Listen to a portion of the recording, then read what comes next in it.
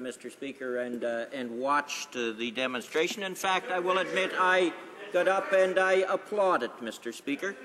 Civil disobedience is a part of democracy. Now, I agree it shouldn't have happened in this chamber, but I've spoken to the group, Mr. Speaker, before, in a meeting, and after the incident, and I can assure you, of the 8, 7 of them did not even know that that incident was going to take place. And for the member on the government side to get up and basically say that there was a wrestling match, I watched it. There was no wrestling match in the gallery, Mr. Speaker. None at all. The individual. Order. Order. The honourable member for Malpeque has the floor. Thank you, Mr. Speaker.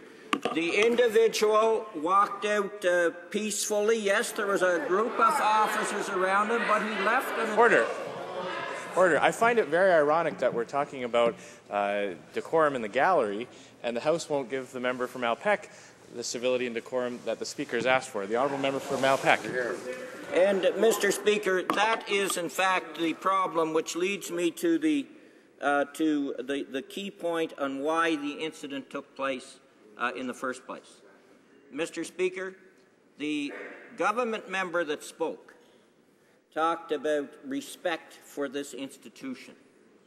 Now, if you were to talk to the individual who held up the signs and shouted from the gallery, he would tell you about the respect that he's lost for democracy as a result of the government's actions in terms of how they're doing away, basically, with the Canadian Wheat Board. They sat here while the minister answered questions.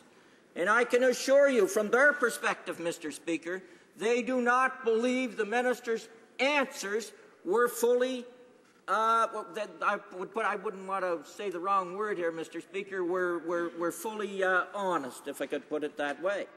That they strongly believe, and this is a young farmer, they strongly believe this is an important debate, and this institution and that government should be allowing hearings on this major issue in Western Canada.